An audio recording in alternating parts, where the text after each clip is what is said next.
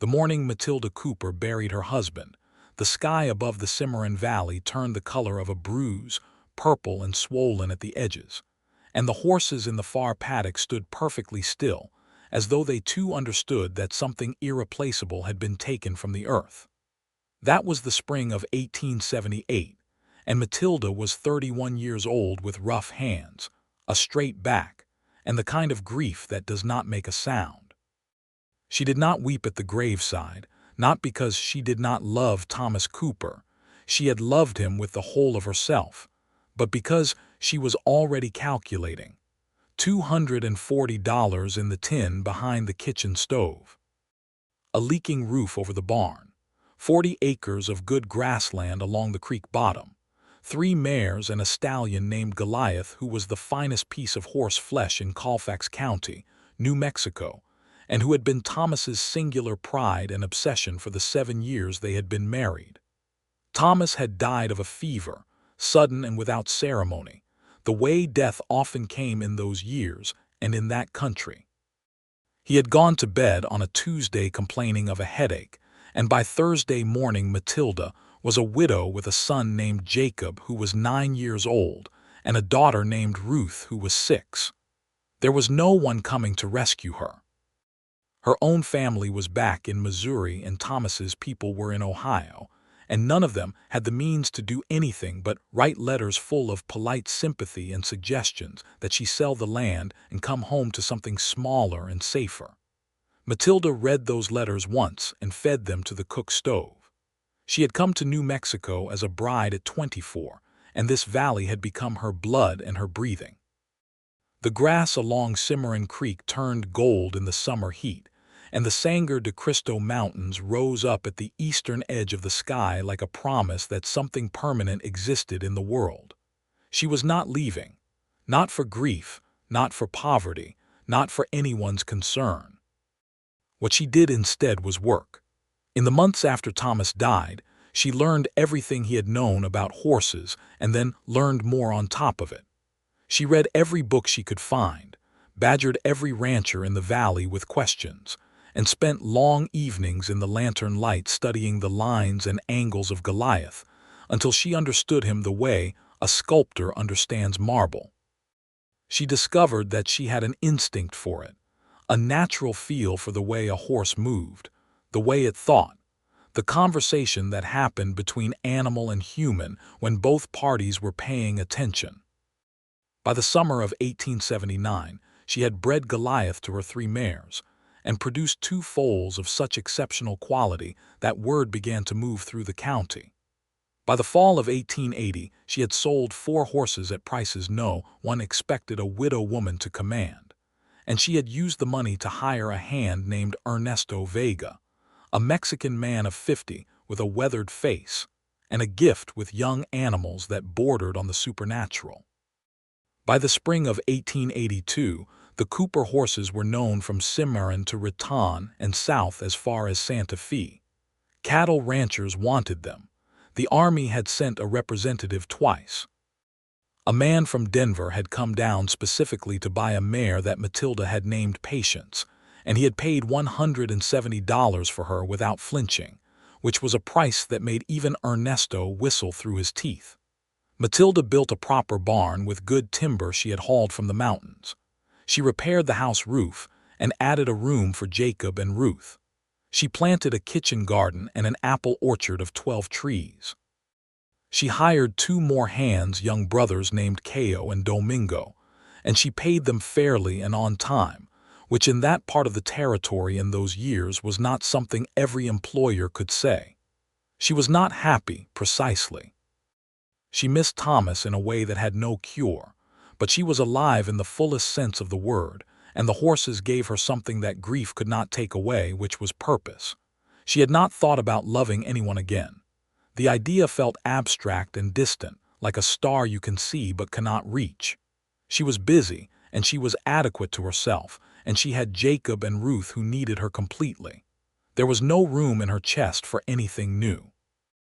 That was what she believed in the spring of 1883, and she believed it without question or doubt.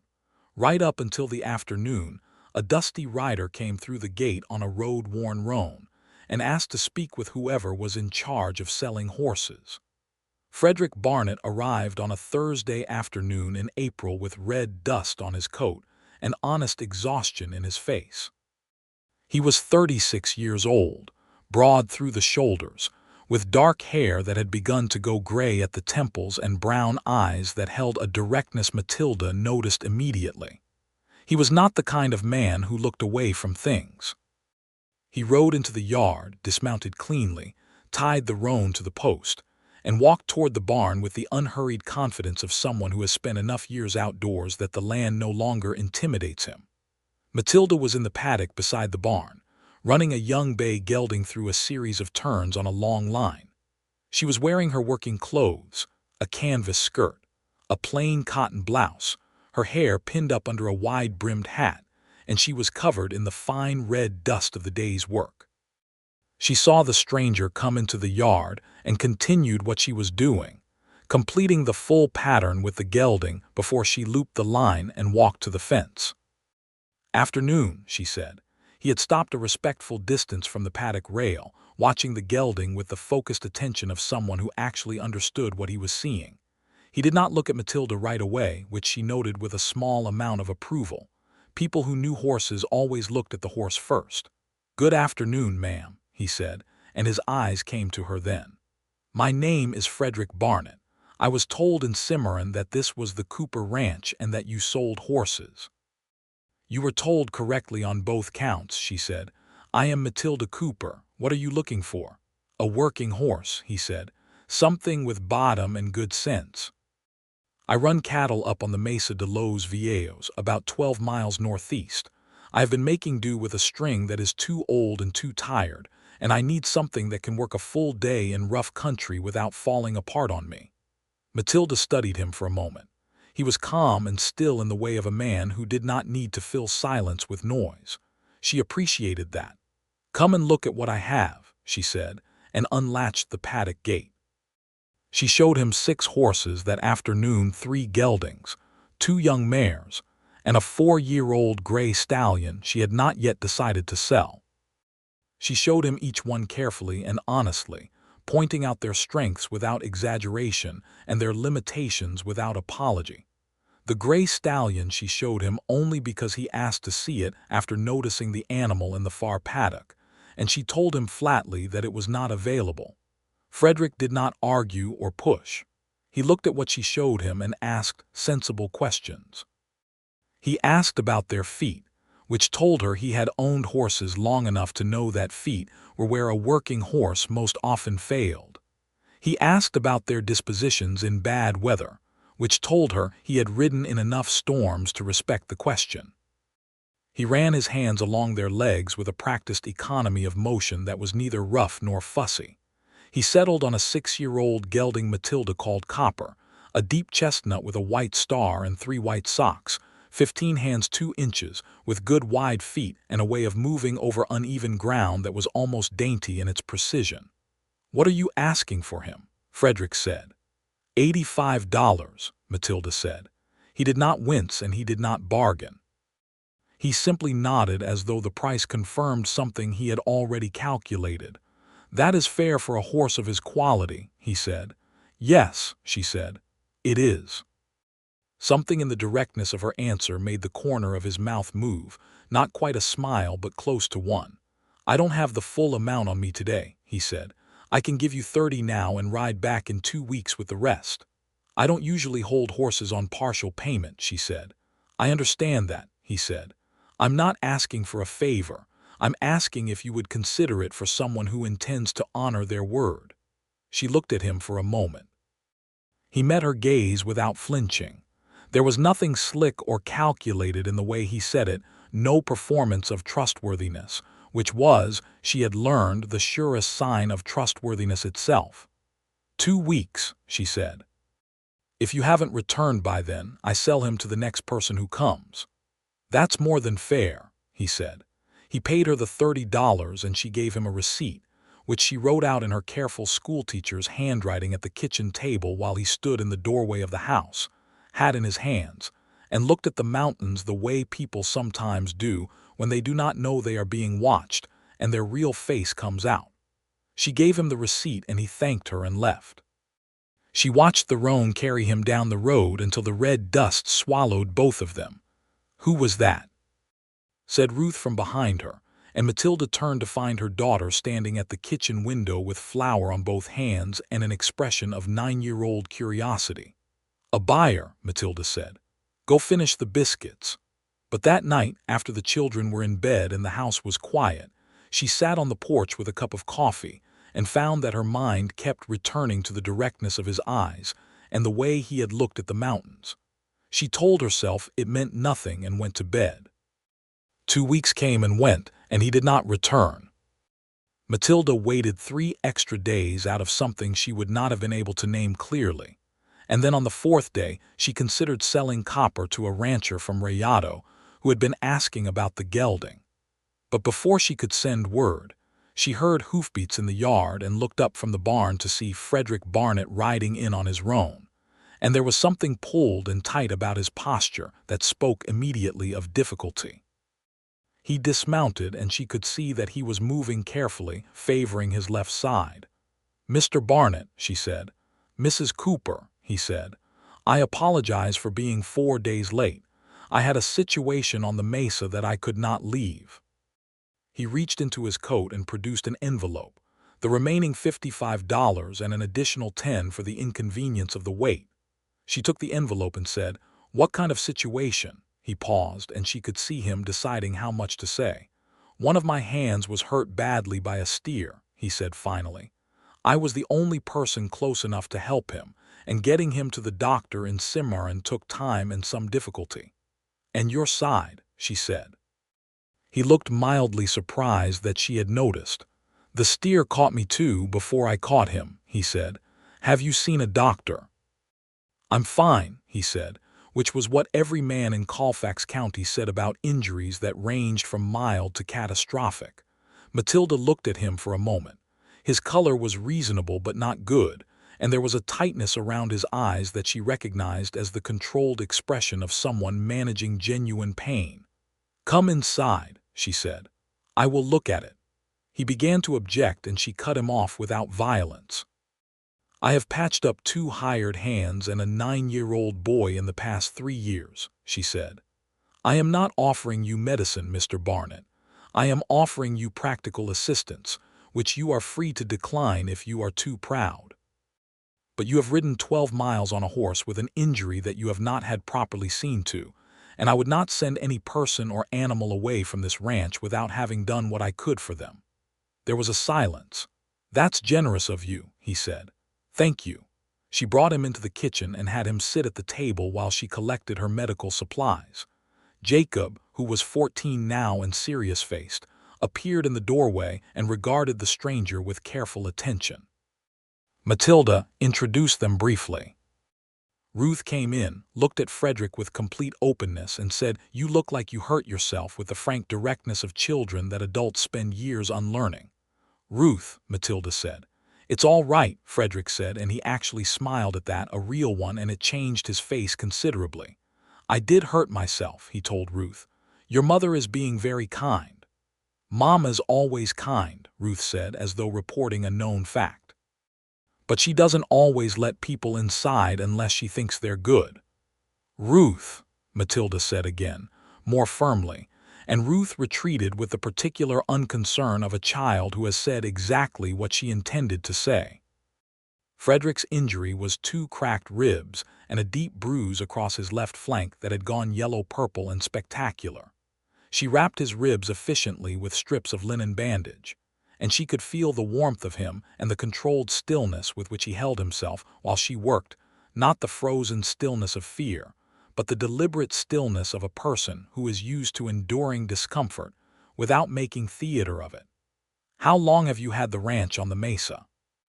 she asked, to give them both something to do with the silence. 3 years, he said. "I came up from Texas. I had a place near San Antonio, but the drought in '79 took most of the cattle and what was left wasn't worth rebuilding from." He paused. "I had a wife," he said then, and the words came out carefully as though they had weight. She passed in 1880, the fever that went through that country. Matilda's hands did not stop their work. I'm sorry, she said. And you lost your husband, he said. I heard that in Cimarron. I'm sorry too. 1878, she said. Also fever.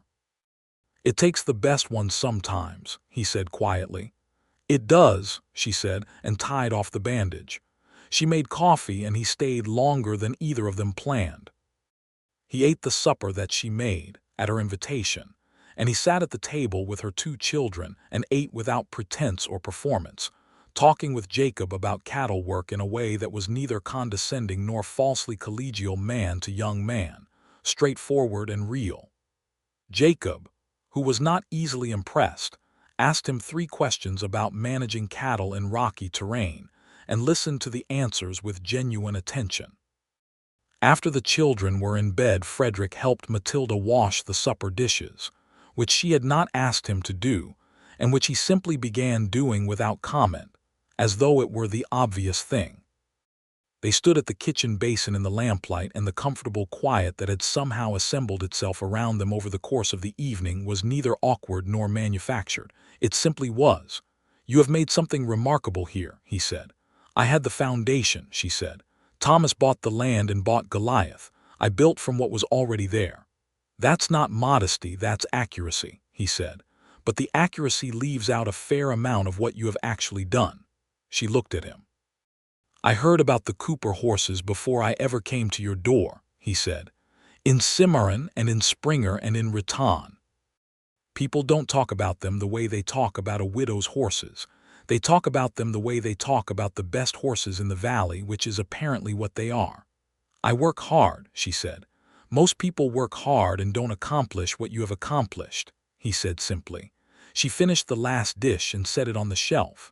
You had better sleep in the barn tonight, she said. Those ribs need another day before you ride 12 miles on them. He looked at her with something that was almost amusement and almost surprise and was entirely neither. Mrs. Cooper, he said. I'm not being inappropriate, she said crisply. I'm being practical. Ernesto is in the bunkhouse. You can sleep in the extra cot in there if the barn offends you, but you are not riding home tonight.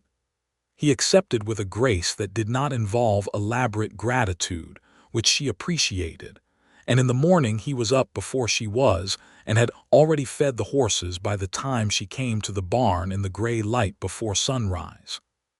She found him in the paddock with Copper, working through a quiet exercise with the gelding, moving it through slow turns and stops with a patience that was instinctive rather than performed.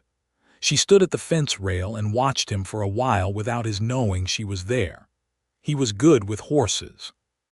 Not spectacular, not showy, just good in the deep and genuine way that came from actual time spent and actual attention paid. She had learned enough about horses to recognize the quality.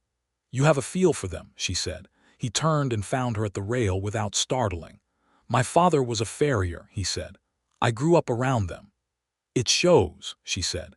He brought Copper to the rail and the gelding stood quietly, dropping his nose toward Matilda in a familiar gesture. She scratched between his eyes and the horse half closed his eyes in pleasure. He's going to be good for you, she said. I think so, he said. He left after breakfast, with Copper on a lead beside the roan, and Matilda stood in the yard and watched him go down the Cimarron road with the mountains behind him, and she was aware of something she did not immediately name, a kind of absence in the air after he had gone that had not been there before he came. She went back to work and did not think about it, or told herself she did not. He came back 3 weeks later, not for a horse this time, or not primarily. He brought her a book he had found in Cimarron at the general store, a practical text on horse breeding and bloodlines that the storekeeper had ordered from back east, and that Frederick had remembered she might want because she had mentioned, in the course of that evening's conversation, that she had read everything available on the subject and could find nothing new. He set it on the porch rail and she looked at it and then looked at him. I wasn't passing by, she said. The mesa is not on the way to anywhere from here. No, he said, without apology or artifice. I came specifically. The bluntness of it was so completely unsentimental that it somehow landed as more honest and more tender than any pretty speech could have managed. She picked up the book and turned it in her hands. "Thank you," she said. "Would you like coffee?" He came to supper every few weeks through the spring and into the summer. There was nothing arranged about it, no established pattern or schedule. He simply appeared with the particular unhurried regularity of a man who knows where he wants to be and goes there without making a ceremony of the wanting. He always brought something practical, never flowers or trinkets but things she could use. A good saw blade he had found in Springer, a length of rope that was better quality than what the general store in Cimarron carried, a set of proper horseshoe nails that he had brought back from Raton. Matilda told herself that it was friendship, and it was true that it was friendship. But it was also something underneath the friendship that she did not examine closely, not because she was afraid of it, but because she was not yet sure what to do with it. He helped with things around the ranch when he was there, not in the hovering and helpless way that some men offered help. "Look, I am helping you. See how capable I am," but in the straightforward and competent way of a man who sees what needs doing and does it. He rehung a gate that had been dragging all spring while she was occupied with a difficult foaling. He helped Ernesto move a section of fence that required 3 people to manage safely. He spent a Sunday afternoon teaching Jacob to read a brand correctly, which was a skill Matilda had been meaning to teach the boy for months and had not found the time for. Jacob had taken to Frederick with a careful and deliberate trust that Matilda watched with close attention. Her son was not a boy who gave his regard cheaply. His father had been dead for 5 years, and Jacob had built himself around that absence with the specific engineering of a child who has decided to manage without, and is doing rather well at it. For Jacob to show respect and genuine interest in an adult man was not a small thing. Ruth was more immediate about it, as she was about everything. She informed Frederick on his 3rd visit that he was her favorite visitor, and that she intended to name the next foal after him if it was a boy horse, and Frederick received this honor with appropriate gravity and told her he was deeply obliged. In July, Matilda foaled Goliath's finest offspring to date, a dark bay stallion foal with a head like a Roman general's portrait, deep-set intelligent eyes, and legs that were clean and perfectly conformed. She had been up through the night with the mare, and Frederick arrived in the morning to find her in the straw of the foaling stall, exhausted and covered in the details of the night's work, with this new creature standing and nursing for the first time with the uncertain and determined wobble of the newly born. He stopped at the stall door and looked at the foal and was quiet for a long moment. "My God," he said, "that is a horse." "He is," Matilda said, and the pride in her voice was a clean and uncomplicated thing, the pride of genuine creation. "What will you call him?" She looked at the foal and then looked at Frederick for a moment.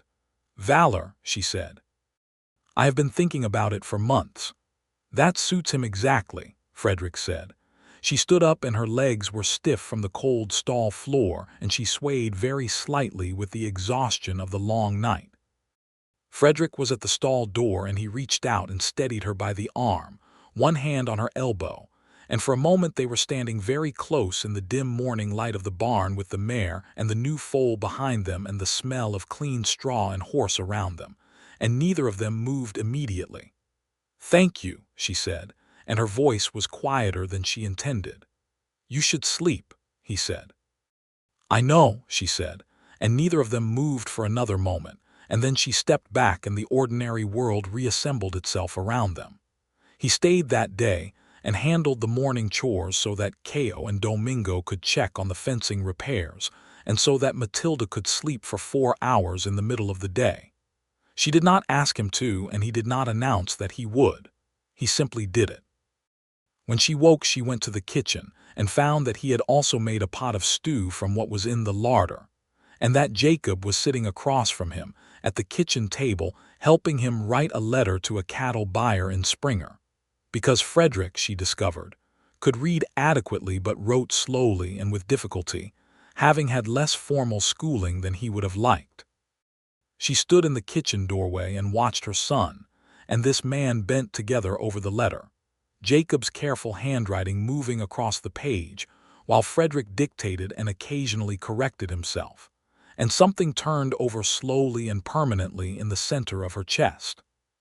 She went to the stove and began making the coffee without saying anything about what had just happened inside her. August brought the summer heat full upon the valley, the kind of heat that made the air above the grasslands shimmer in the afternoons, and that drove the cattle to the creek bottom for shade.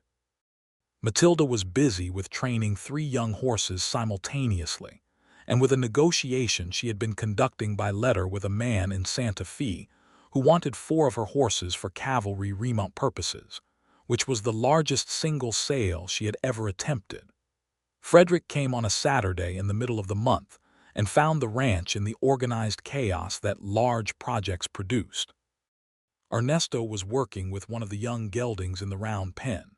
Cayo and Domingo were repairing a section of corral that one of the more enthusiastic horses had damaged.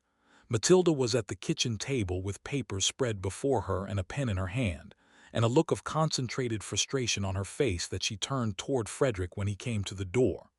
"What?"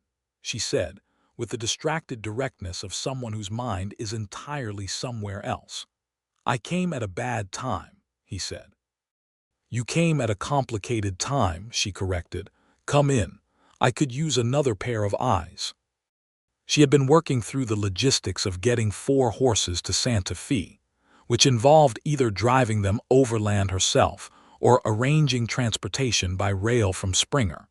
And the rail option required coordination that she had never managed before, and the paperwork was more complex than she had anticipated.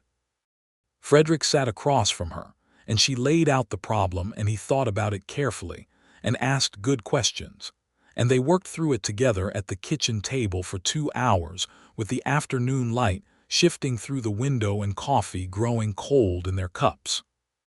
He was not a man with extensive business knowledge, but he was methodical and clear-headed, and he caught 2 errors in her calculations that she had passed over 3 times without seeing. "You have a good mind for this," she said. "I was a decent trail boss," he said.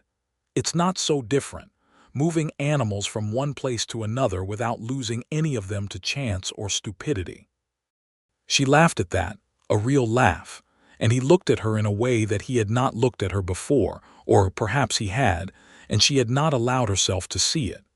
It was a look of unguarded pleasure, the kind that happens when someone sees something they find genuinely beautiful. She looked back down at the papers. That evening, after supper, the children were doing their lessons at the kitchen table, and Matilda and Frederick sat on the porch as the sun went down behind the mountains, casting the sky in layers of orange and dark rose and deep purple at the edges. It was the kind of sunset that the territory produced in the summer that made it seem impossible the world could contain so much beauty without fracturing under the weight of it. They sat in the comfortable silence that had become familiar between them over these months. The locusts were singing in the pasture grass, and the horses moved as shapes in the darkening paddock. "Can I ask you something?" Frederick said. "Yes," she said. "Do you ever think about what you want?" he said. "Not for the ranch or for your children, for yourself." She was quiet for a moment. The question was a careful one, and it was also a brave one. "I have not given myself much permission to think about that," she said honestly. "There has been a great deal to do." "There always is," he said. "That's not an answer." She looked at him sideways. "No," she said, "it isn't." Another silence. "I think about not being alone," she said finally, and the admission cost her something. "I have the children and I have the work, and both of those are large and real, and I am genuinely grateful for them.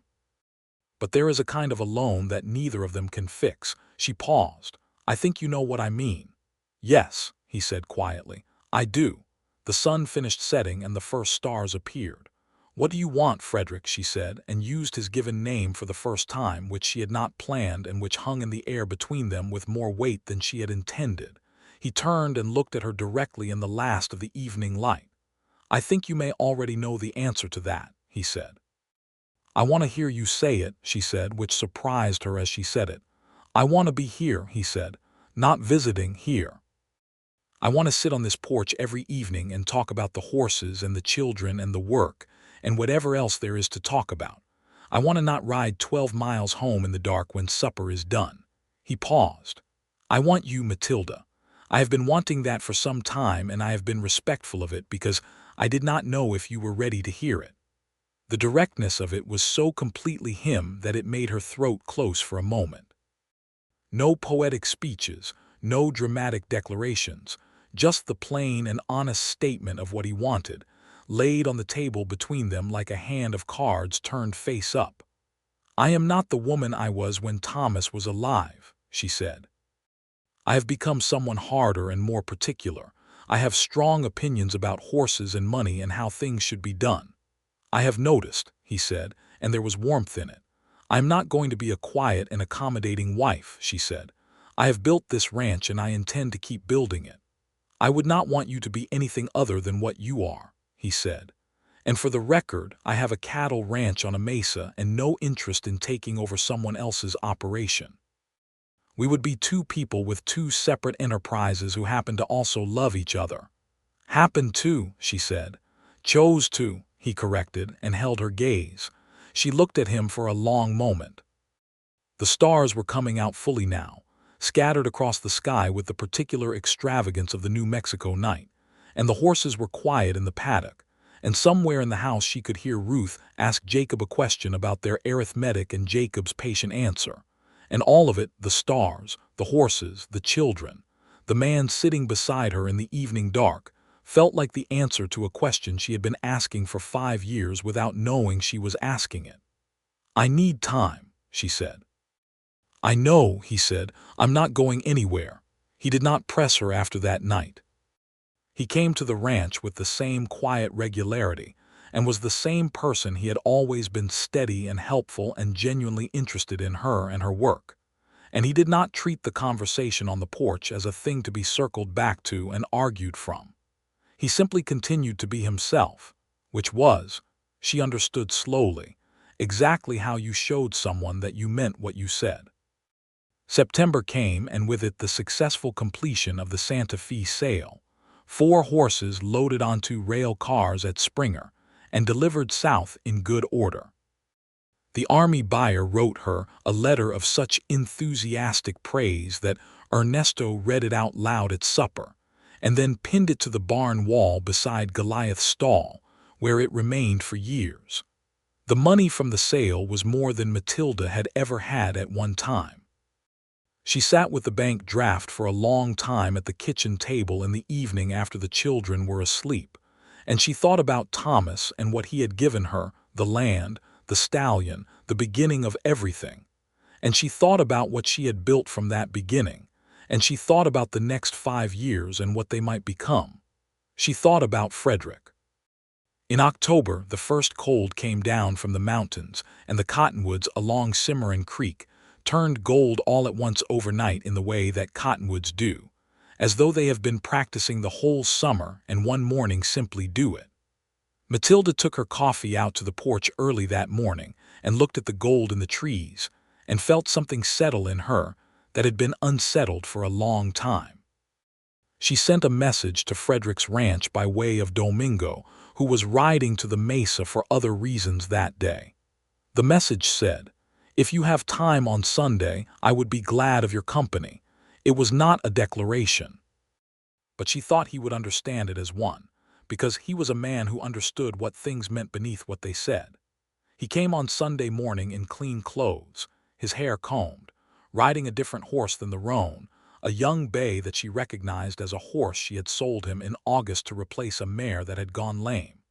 He had been working the bay with some success, and she noticed immediately that the animal's movement was improved since she had last seen it. He had been paying attention to the work. She met him in the yard, and they walked together out to the pasture where Valor, now 6 months old and already showing the kind of conformation that made experienced horsemen stop and look twice, was grazing with his dam in the October light. "He is everything you hoped," Frederick said. "More," she said. "He's going to be the best horse I have ever produced." She paused. "I am not going to sell him." Frederick looked at her. "Not for any price." "Not for any price," she said. Some things are not for sale. He was quiet for a moment. What is it that you keep for yourself and don't sell? He said. The things that matter most, she said simply. The land, Goliath for as long as he lives. Valor, she looked at the mountains. My children, she paused for a moment and then added without looking at him, the people I trust. He was still beside her in the way she had come to know so well, that absolute steadiness that was not the stillness of a person holding back but the stillness of a person completely present. Matilda, he said. I have been thinking, she said, carefully and for a long time. And I have arrived at the conclusion that I do not want you to keep riding 12 miles home in the dark when supper is done either. He breathed out slowly. I am still opinionated about horses, she said. I know, he said, and about money and how things are done. I know, he said, and I come with 2 children who are already half-formed persons with their own opinions. I know, and I am very much in favor of both of them, he said. And I love Thomas, she said, and I will always have loved Thomas, and that does not end. I know that too, he said, and the gentleness in his voice was completely without competition or smallness. I loved my wife. Neither of us is a blank page. That's not what this is. She turned and looked at him, and he looked back at her with those direct brown eyes that had first caught her attention because they did not slide away from things. And in this light, with the cottonwoods gold behind him and the mountains blue in the distance, she saw what she had been looking at for 7 months without allowing herself to name it clearly. She loved him. It was not the same love she had had for Thomas. It had different roots and different texture and had grown in different soil. But it was love. Real and present and hers. Ask me then, she said. He reached out and took both of her hands in his, standing there in the pasture with Valor watching them with equine curiosity from 20 feet away, and he asked her, not with flowers, not on one knee with theatrical gestures. He stood before her in his clean Sunday clothes with the dust of 12 miles of riding still on his boots, and he told her that he loved her, and that he wanted to spend the rest of his life learning more about horses than he currently knew, and that he wanted to be the man who came home to her at the end of every day, and that if she would have him, he would do his honest best to be worthy of what she had already made and what she would make still. Yes, she said. Frederick, yes. He pulled her toward him and she went, and he held her in the field with the gold leaves and the blue mountains and the young stallion watching, and the sensation of being held by someone you have chosen freely and completely after years of managing alone was something that could not be described with language. It could only be felt, and she felt it with her whole body and her whole self. She cried, for the first time since the morning after Thomas died. Not from grief, but from the complex and overwhelming experience of allowing happiness back in through a door you have kept closed for a long time. He held her while she cried and did not say anything useless. He simply held on.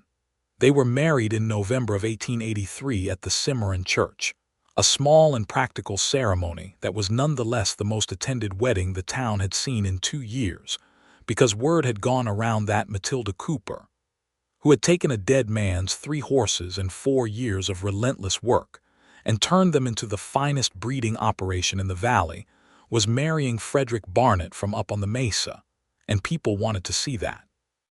Jacob stood beside Frederick during the ceremony with the serious face he wore for important occasions, and Ruth was beside her mother with wildflowers that she had picked herself from along the creek, which was pushing the season somewhat, but she had found them and she was insistent.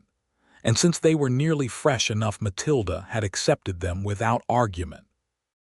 Ernesto, who had worked for Matilda since the very beginning and who regarded the ranch as a genuine extension of himself, sat in the front pew and wept openly and without embarrassment, which was entirely in character and which Matilda loved him for. The minister said the words and they said theirs back to him, and when Frederick put the ring on her finger, a simple silver band that he had chosen carefully in Santa Fe on his own time, Matilda felt the solemnity of the occasion as a physical weight, not oppressive but meaningful, the way a well-made saddle has weight that you can feel as a form of reliability. After the ceremony, the town of Cimarron threw them a dance in the main street that lasted until midnight, with a fiddle player named Alvarez and his two cousins on guitar and a harmonica, and the whole town seemed to appear from all directions. Ranchers and their families, and the Mexican families from the south end of the valley, and the few remaining families who had come up from Texas in the drives and had decided to stay. Matilda danced with Frederick, and she danced with Jacob, and she danced with Ruth on her feet, and she watched Frederick dance with Ruth alone, properly, with Ruth's feet on top of his, turning her in slow, careful circles while she screamed with laughter, and the feeling that produced in her chest was one she would return to in her memory for the rest of her life. When they drove home that night in the wagon with the children asleep in the back and the November stars enormous overhead, Frederick held the reins with one hand and her hand with the other, and the horses moved steadily up the dark road toward the ranch. "How does it feel?" he said. "Different than I expected," she said. "Better." Different how? She thought about it. "I expected it to feel complicated," she said. "Like I was holding two things at once, Thomas and this." She paused. "It doesn't feel like that. It feels like it is all one thing, all of my life together. Does that make any sense?" "All the sense in the world," he said. He moved his ranch operation down from the mesa over the following months, which was a practical decision they had worked through together carefully before the wedding. The mesa property was leased to a young rancher from Mora who had been looking for exactly such a place, and Frederick brought his cattle and his hands down to the valley and integrated his operation with what Matilda already had. The combination created something more powerful than either had been separately. His cattle enterprise working alongside her horse breeding, sharing land and labor in a way that made both more efficient. The men from his mesa operation, 3 hands named Hector, James, and a young man from Ohio named Will who was barely 20 and had only been working cattle for 2 years, joined Cayo and Domingo and Ernesto on the expanded ranch. There was an adjustment period, as there always is when two groups of people have to learn to work together, but it proceeded without serious incident, and by spring they were operating smoothly. Frederick found a way to be useful on the ranch that was consistent with his skills and his character. He managed the cattle side with the same unhurried competence he brought to everything. He took over the negotiation of grass leases with neighboring landowners, which Matilda had always found tiresome, and at which he was quietly effective.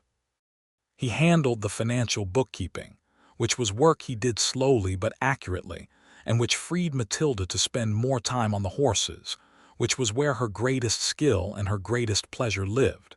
She had been right that they would not always agree. They argued with some regularity, both of them being opinionated people with strong ideas about how things should be done. But the arguments were honest and thorough, and they nearly always ended in one of 3 ways. She was right, and he acknowledged it without resentment. He was right, and she acknowledged it without resentment. Or they were both partly right and arrived at something better than either of them had started with. None of the arguments lasted into the next day, which was not an achievement to be taken for granted, and which required from both of them a deliberate commitment to not holding on. He learned about horses from her with a genuine and consuming interest that went beyond what was necessary for the work of the ranch. He began to have real opinions about conformation and bloodlines, and his opinions were worth considering, which she told him honestly when it was true. She taught him the particular vocabulary of the work, the terminology that had its own precision and beauty, and he absorbed it with the concentrated attention he brought to anything he decided to take seriously. She learned from him a certain kind of patience in business negotiations that she had always struggled with, a willingness to wait and let the other person come to the number you wanted rather than driving toward it directly. It did not come naturally to her, but she practiced it. In the spring of 1884, Valor was bred for the first time, not before time in Matilda's judgment. She had waited until she was certain of the mare and certain of the conditions.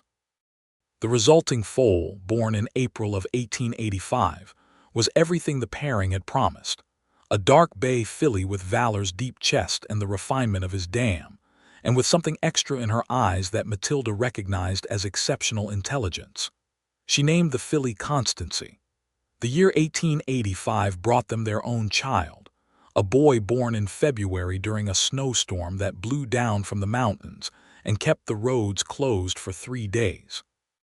The baby was delivered by the woman who served as midwife in that part of the county, a formidable Mexican woman named Señora Alarcon, who arrived on horseback through the snow as though the weather were a minor inconvenience. The boy was healthy and loud, and had Frederick's dark hair and Matilda's determined chin.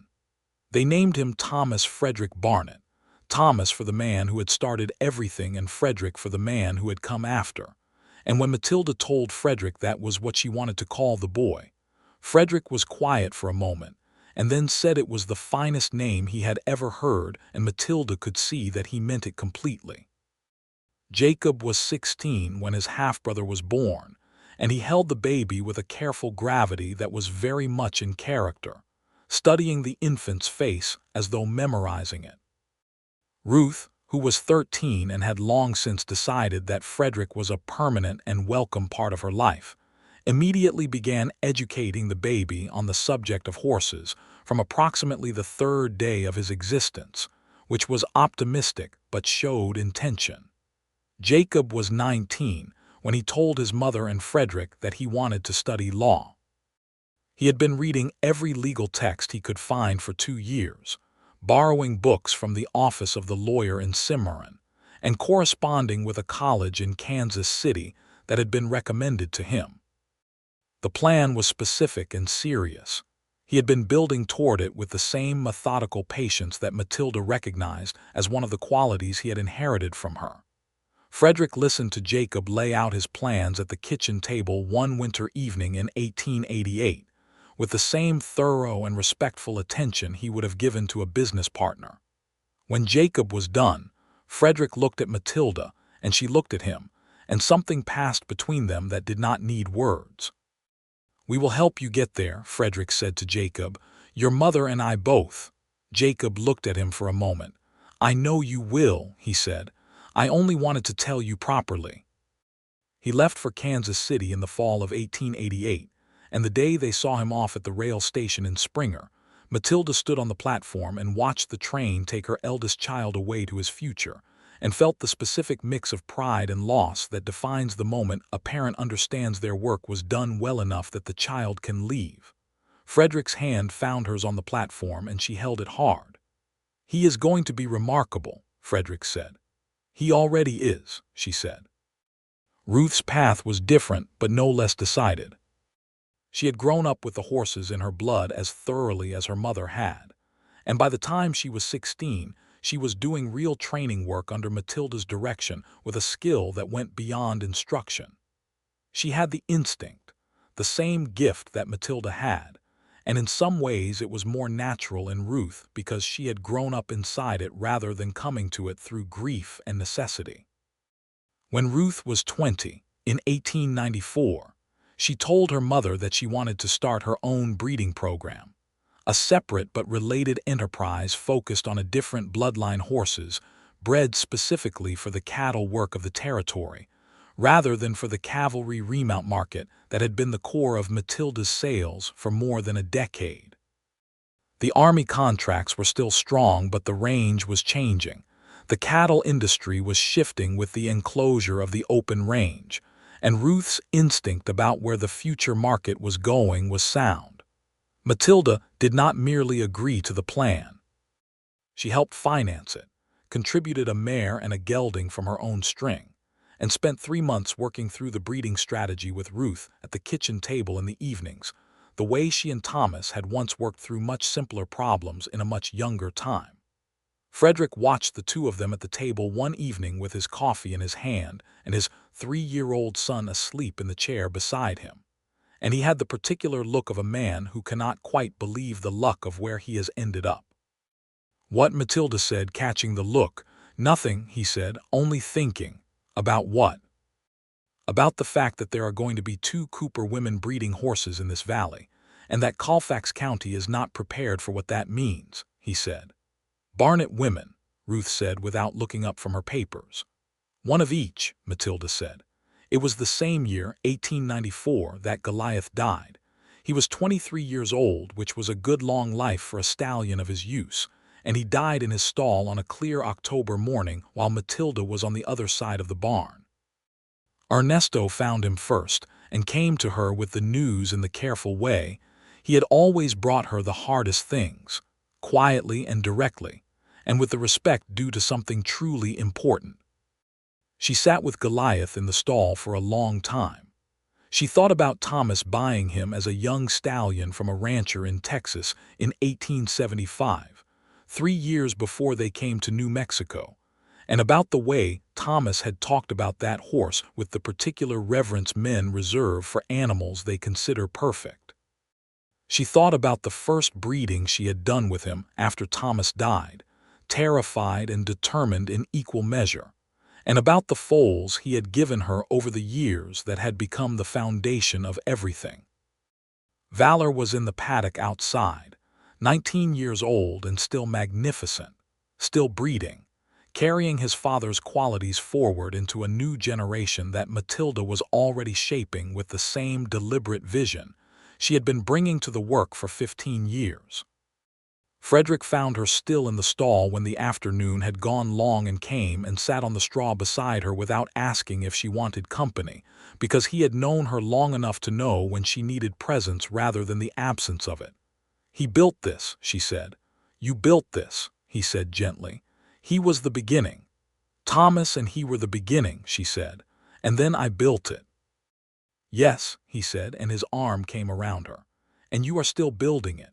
She leaned against him and looked at the big still horse in the stall and let herself feel the full weight of what had been lost and what had been made from the loss, and the two were not opposites but were braided together in a single strand, grief and creation, sorrow and purpose, the hardest years and the finest horses in the valley. "I think he had a good life," she said finally. "I have no doubt of it," Frederick said. They buried Goliath at the edge of the east pasture, which had been Frederick's suggestion, and which Matilda thought was exactly right. She planted a young cottonwood tree at the head of the grave, which was already a foot tall and would be enormous in 20 years and 100 years after that, marking the place where the foundation of the Cooper Barnett Ranch lay. Little Thomas Barnett was 6 years old and understood the occasion with a seriousness that was entirely his parents' child. He stood at the grave with his hat in his hands, watching his mother and his father, and then asked with genuine solemnity if Goliath would know about the tree. "He will know," Matilda said, and meant it.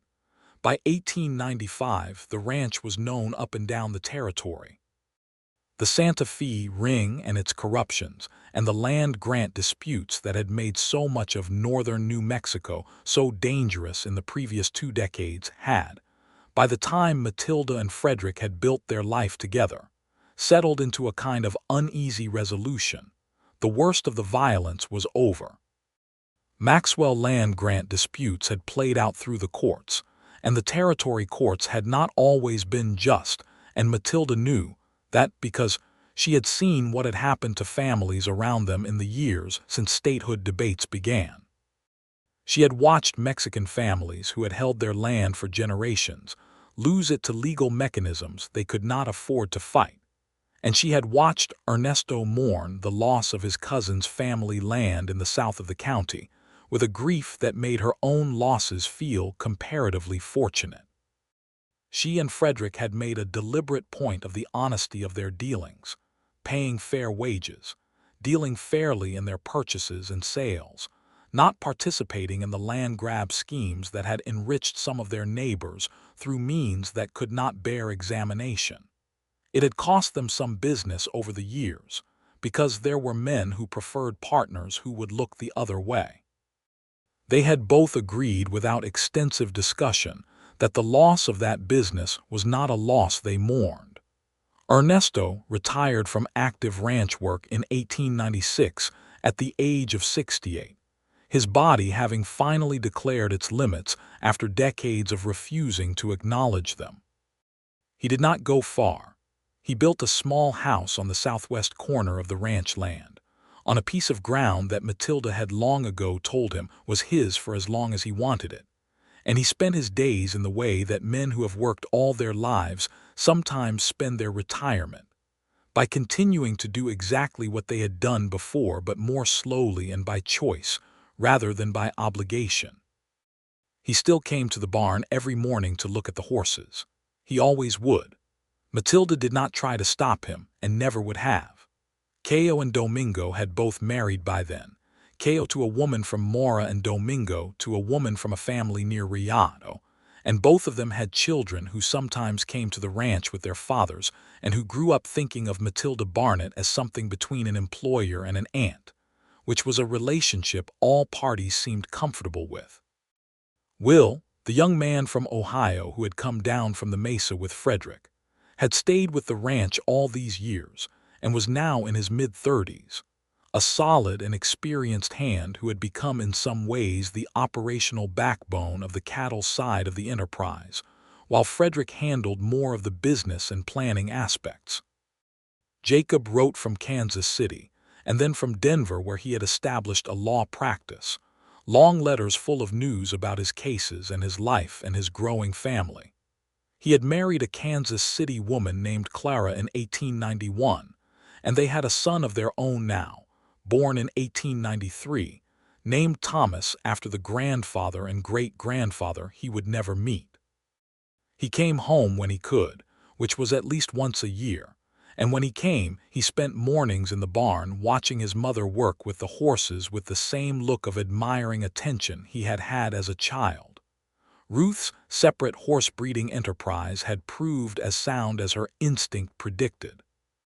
She had gone into business partnership with a rancher from Springer named Henry Caldwell in 1895, a partnership that began professionally and became personal over the course of 2 years as Ruth, who was 21 when she met him, discovered that she had inherited her mother's ability to build genuine feelings slowly and carefully from the foundation of mutual respect. She told Matilda about Henry in the spring of 1897 at the kitchen table over coffee, and the conversation was remarkably similar in structure to the conversation Matilda had had with herself about Frederick 14 years earlier, except that Ruth was more direct by nature and came to the point faster. "I think I love him," Ruth said. "Does he love you?" Matilda said. "He is working up to saying so," Ruth said. "But yes." "Then let him say it," Matilda said. "Give him the room. That is your advice. Give him the room. The best things don't happen under pressure," Matilda said. "You know that. It's the same with horses." Ruth had looked at her for a moment with the particular expression that adult children produce when they realize their parents have been giving them the same advice from different angles for their whole lives. "You are always comparing everything to horses," she said. "The comparison is always apt," Matilda said. Henry Caldwell proposed to Ruth in the late summer of 1897, and they were married in October at the same Cimarron church where Matilda and Frederick had married 14 years before. Matilda stood in the church and watched her daughter walk down the aisle with Frederick on one side and the empty space on the other side that would always belong to Thomas Cooper, and she felt the full circular weight of the day. Frederick, beside her in the pew, found her hand without looking. In 1899, on the last New Year's Eve of the century, Matilda stood on the porch of the house that had been Thomas's and then hers and then theirs, and she looked out at the ranch that had grown from one cracked foundation to 47 horses of exceptional quality, a working cattle enterprise, a bunkhouse with 6 hands, a new barn built of good timber in 1891, a foaling facility added in 1895, and an apple orchard of 22 trees that in September bore more fruit than any one household could manage. Frederick came out and stood beside her with 2 glasses of the good whiskey that Will had brought back from a trip to Santa Fe, and he handed one to her. "New century in a few hours," he said. "So they say," she said. "How does it feel?" he said. She thought about it for a long time. The stars were out in their winter abundance, blazing and cold overhead. From the barn she could hear the horses moving, the soft sounds of large animals at rest, the occasional stamp and shift that spoke of warm and comfortable creatures in good straw. Little Thomas, who was 14 now and already taller than his mother, was inside at the table with Ernesto playing cards by the fire. Ruth and Henry were coming in the morning for the new year with their infant son, the first of Matilda's grandchildren, born in October, named for no one in particular but called Michael, which was a good solid name. "It feels like the right place to be standing," she said. "Yes," he said, "it does." They stood together in the cold, clear air of the last night of the century, with the valley spread before them in the starlight, and the mountains dark in the east, and behind them the warm lit windows of the house where the people they loved were sheltered. She thought about the morning she had stood at Thomas's grave with 2 young children and no money and a stallion and 4 acres under grass, and a determination that had felt more like stubbornness than hope. She thought about the first foaling she had managed alone, terrified and concentrating, and the feeling when the foal stood and she understood that she had done this. She had kept this alive. She could do it again. She thought about the years of early mornings and late evenings, and the specific exhaustion of building a thing from almost nothing, and the strange and beautiful fact that the thing you build in grief can become something that does not look like grief at all but looks, from a distance, like something entirely, its own alive and growing, and more than you intended when you began. She thought about the afternoon Frederick Barnett had ridden into her yard on a road-worn roan with dust on his coat, an honest exhaustion in his face, and had asked to speak with whoever was in charge of selling horses. He had come to buy a horse and left, eventually, having asked for something that could not be saddled. Not the horse, not anything in the paddock, but the woman herself, her trust and her future and her love, the particular and irreplaceable thing that Matilda Cooper had become through years of turning sorrow into something magnificent. She had given it to him, freely and completely, and he had treated it as the treasure it was. "Frederick," she said. "Matilda," he said. "I am very glad you came through that gate in 1883. He looked at her with those direct brown eyes that had not changed in 16 years, a little more weathered around the edges, a little more silver at his temples, but the same eyes that had looked at her horses honestly and at her honestly and had not looked away from anything. "So am I," he said, "every day." The clock inside the house marked midnight distantly, and little Thomas's voice came through the window in a shout of celebration, and from the barn Valor made a sound as though commenting on the occasion, and the new century began. She leaned up and kissed Frederick in the cold air on the porch of their house, with the stars over the Cimarron Valley very bright, and the mountains holding their place at the edge of the sky, and the horses quiet in the barn behind them, and everything they had built steady and whole around them. He kissed her back with the same directness he had always brought to everything, and held her against the cold. The morning of the first day of the new century came in pink and gold over the mountains, and Matilda was up before the light, as she had always been, as she always would be, moving through the barn with a lantern in the particular quiet of the early hour, checking each horse in turn with the calm thoroughness of a woman who loved her work with every part of herself. Valor, 24 years old now and still carrying himself like the horse he had always been, lifted his great head when she came to his stall and breathed warm air against her face in the old familiar greeting. She pressed her forehead to his nose the way she had done 10,000 times. "Good morning," she said to him. He made a low sound in his chest. She heard Frederick come into the barn behind her, his boots quiet on the packed earth floor, and then his hand came to her shoulder, and she put her own hand over his without turning around. They stood together in the warm, dark barn at the beginning of a new century, with the horse breathing steadily before them and the light just beginning to grow outside, and the valley and the mountains and the whole wide continuing world waiting past the barn doors. There was work to do. There always would be. She was glad of it.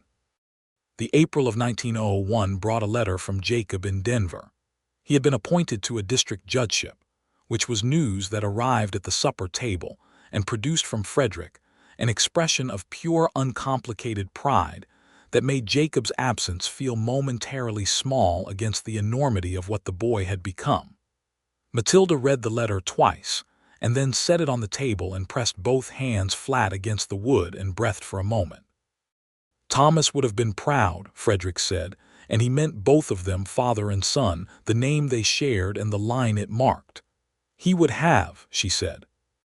That same spring, Constancy, the filly born to valor in 1885, now 16 years old and producing foals of her own, delivered a colt of such striking quality that Ernesto came to the house specifically to tell Matilda about it, which was significant because Ernesto had not come to the house in the middle of the day uninvited in at least 3 years.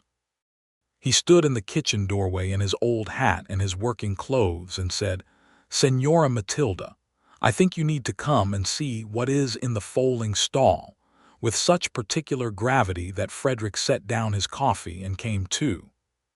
The colt was gray, unlike anything else in the string, a throwback to some distant bloodline with a perfectly proportioned head and legs that went on forever, and a quality of movement, even at 3 days old, that made all three of them stand at the stall door and not say anything for a while. "Where did the gray come from?" Frederick said finally.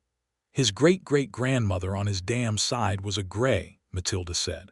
"I knew it could come out. I did not expect it to come out looking like this." "What will you call him?" Frederick said. She looked at the colt for a long time. He looked back at her with that kind of large and interested intelligence that was the signature of the bloodline Goliath's line, running back through valor and constancy to this unexpected gray at the beginning of a new century. "Legacy," she said. It was the right name. Legacy grew into the horse his first 3 days had promised more than 17 hands, with a bone structure of such refined strength that the first cavalry buyer who saw him offered a price that made even Matilda pause. She did not sell him, not that year, not immediately. She bred him first twice, to mares she had specifically selected, and then in 1903 sold him to the Army for a price that funded the expansion of the South Pasture, the addition of a second foaling facility, and a new well that had better water than the old one. She did not keep him for sentiment. She had learned, over 20 years of this work, the difference between the things you kept and the things you sent into the world to do what they were made for. Goliath she had kept until he died of age. Valor she was keeping until the same time came. Legacy was born to move. "You know when to hold and when to let go," Frederick said, the night after the sale. "I have had practice," she said. He looked at her over the supper table with the look she knew best on him, the one that was not quite a smile but contained everything a smile could hold. "You are the most remarkable woman I have ever known," he said. "You should meet more women," she said. "I have met enough of them," he said. She threw her napkin at him and he caught it, and young Thomas, who was 17 by now and had his father's way of watching his parents with fond exasperation, shook his head and went back to his supper. The years continued in the way that good years do, not without difficulty, not without loss, not without the ordinary grinding work of keeping a large enterprise running and a family together, and the relationships that matter tended with the daily care they require. There were dry years that made the grass short and the cattle thin. There were years when horses got sick, and Matilda worked through the nights with them with the same focused determination she had brought to every crisis since 1878. There was a winter in 1904 when Frederick caught a bad lung illness that kept him in bed for 3 weeks, and during which Matilda sat beside him every evening after the work was done, and read to him from whatever book was to hand, and felt the cold fear of possible loss with a sharpness that reminded her how completely she had given herself to this. He recovered fully, which the doctor said was in part because he was strong and in part because whoever had been making him rest and eat and take his medicine with such relentless efficiency deserved as much credit as the medicine itself. "I had good nursing," Frederick said. "You had persistent nursing," Matilda said.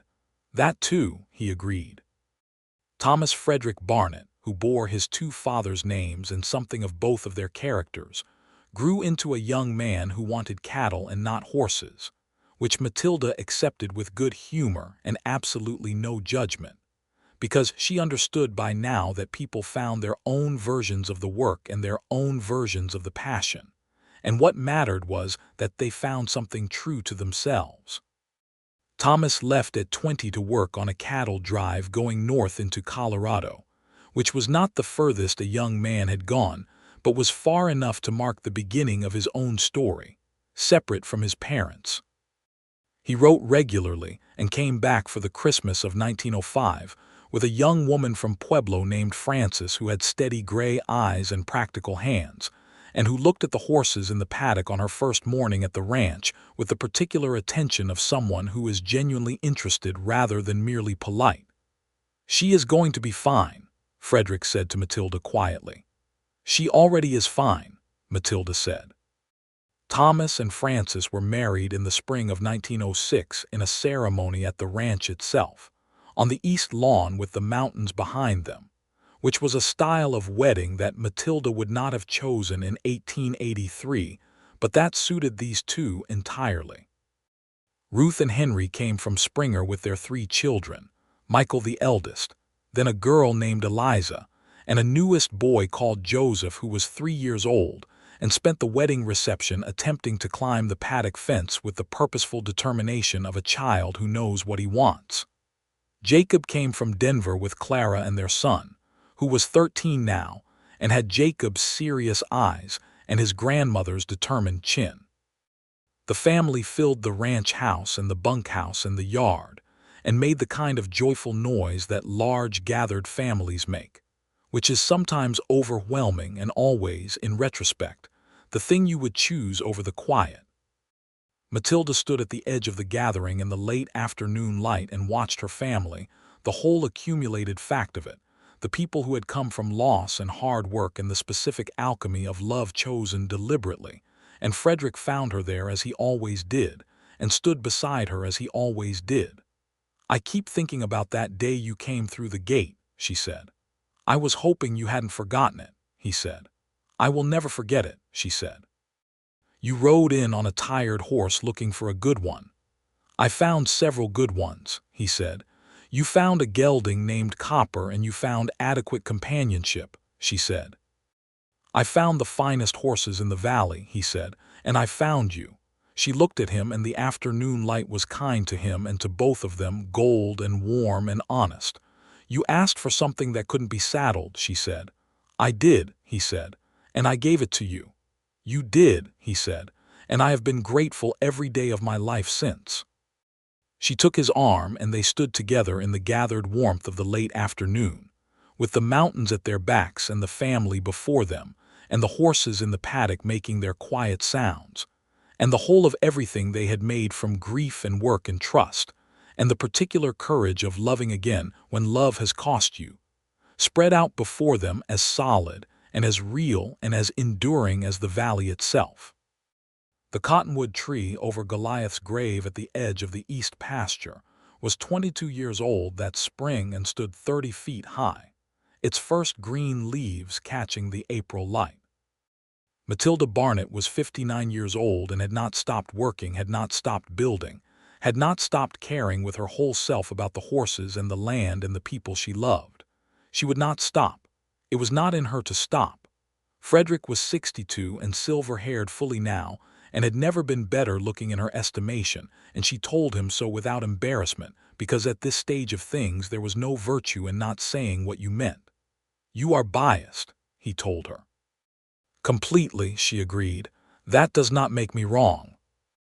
The valley held them in its particular beauty, the grass along Cimarron Creek going green and the mountains permanent in the east, and the sky of New Mexico above it, all in the specific deep blue that exists nowhere else on earth, and the horses moving in the pasture as they had always moved, as they would always move. Generation after generation carrying the blood of old Goliath forward into a future that Matilda had made from nothing but love and will, and the refusal to let sorrow be the end of anything. It was not the end. It was never going to be the end. It was, in fact, the very finest thing she had ever made, and she had made some exceptional horses.